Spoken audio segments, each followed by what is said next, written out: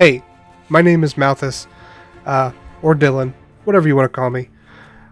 And you might be wondering, should I get Last Epoch? Well, I'm going to talk to you through my experience of the game so far. I'm about 35 hours in. So, a little bit about me, just so you know where I'm coming from. I work a full-time job. I have two little kids, and I get about an hour or two to play a day. Um, I have played a ton of Diablo 2, Diablo 3, ton of Diablo 3. Some Diablo 4, some Path of Exile. Okay? This is an action RPG, so it's top down, and you just kind of roll through dungeons. Dungeon crawler. Okay? It is $35. It came out today. I'm going to try to get this up super fast. It's been in beta for a long time. They ironed out a ton of kinks. So just right off the bat, worth the money, by the way.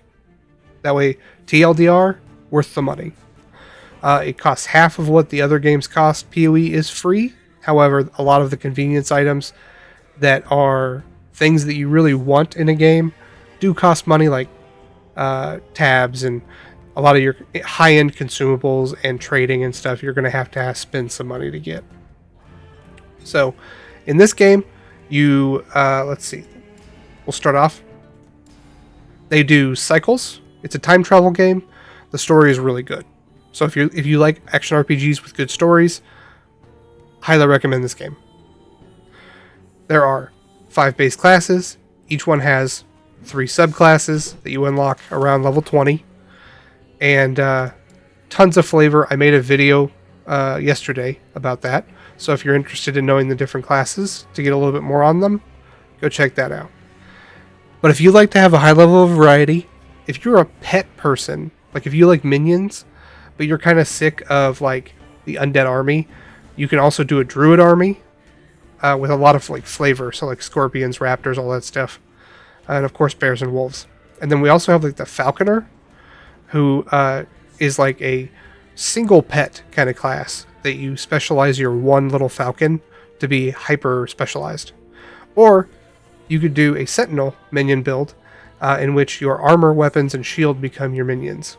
So stuff like that's pretty cool, I think. The game itself, the graphics, are one step better than Diablo 3, and they are on par with Diablo 4 in my opinion.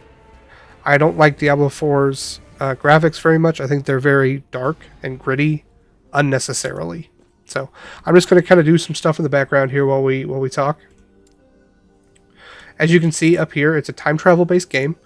So you have like ancient era, dinosaurs, divine era. This is like the Greek, imperial era. Think Rome, or a little bit past. The ruined era is the apocalypse, and the end of time is legit the end of time. And this is where your like maps system comes into play if you're familiar with that from PoE. This has a lot more end game than Diablo 4 does. It has less than PoE does. PoE's been out longer, and these people have less resources than PoE does because PoE is huge at this point. So that's one thing it doesn't have.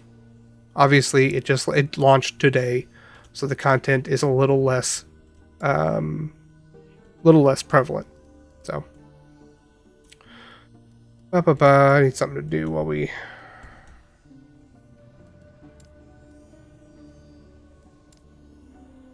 Okay. So, it is faster paced than Diablo 2. It is slower paced than Diablo 3. You can have a mobility skill. It does not have an auto dodge built in. There is a fully offline mode. If you are, I mean, honestly, I don't play with a lot of people, but I still want to play online. The servers are a little slow right now, but it is launch day. So, if you're a person that wants to play a game totally offline, you can do that. You can even toggle it so that it has totally offline mode from launch. So it doesn't even bother you with the online stuff. So that's kind of nice. I was going to show you some of the graphics. It's just being a little slow. So I'm playing as a Necromancer, which is a summoner class. Got some skeletons. And then we got a Frostbone Golem. called a death chill. Basically, you fully customize your skills to whatever kind of character you want to be. So for me, I'm running a bunch of skeletal archers and one really strong ice golem. Okay? The spells are pretty. You know, you're drawing blood from this person, it pulls little blood orbs. It does good jobs at, does a very good job at like showing you where effects are going to happen.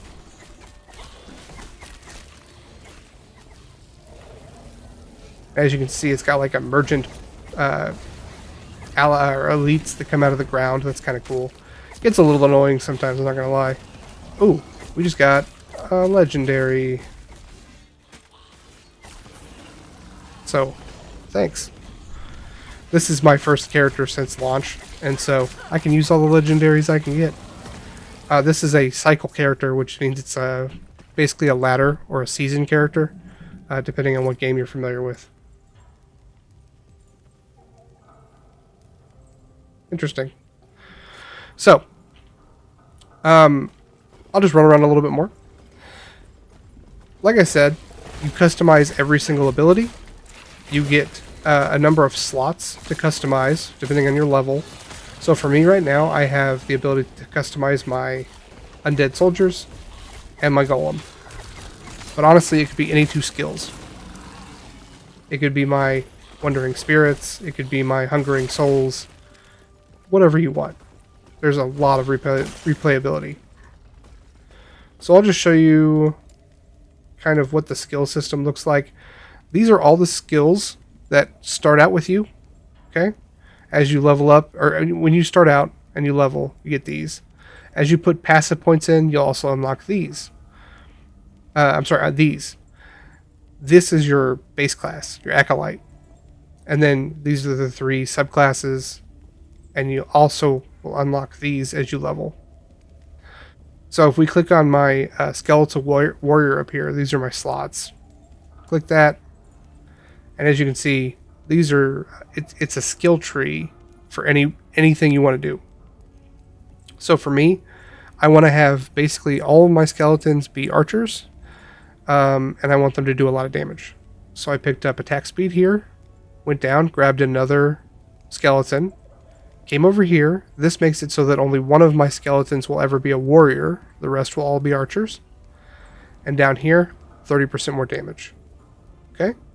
Now you can also do it the other way. If you want, you could come down here and make it archers will not spawn. Warriors will not spawn. And then you can also do skeletal rogues, which are like a DPS version that has some debuffs. So, lots of customization. Same thing with the golem. This is what I'm doing right now. I'm doing one big golem. So like this one gives him some size. Does frost damage, AoE. There's a fire one over here. Blood golem over here. You can make him do poison damage. You can even have 2 smaller ones, which is kind of fun, I think. So, lots of customization. If you liked Diablo 2, Diablo 3, but wish that Diablo 3 had a better story, this is your game. Hard buy. And if you do, hit me up. I always want to find people to play with, talk to, shoot the shit. There's an awesome community for this game, and the developers are much more down to earth because they're not billionaires. And also, this isn't just 1 in 10 of the games that they're making right now. It is the sole focus from their studio, from what I understand. So, if that's the kind of thing you want to support, go over to Steam, check out Last Epoch, grab $35, come play with me. It's literally one of the only games I've bought in a long time. I don't buy a lot of games anymore because kids. It is one of the only games I have no regrets buying. I have literally never regretted buying this game in the 30-something hours I've had it. So, I hope that helps, and I hope you have a great night. Come hang out with me sometime. I stream at 9:45 p.m. Central most nights, either this or heavy modded Skyrim. And yeah, we just have a good time. So, I'll talk to you guys later, and good luck if you join Last Epoch.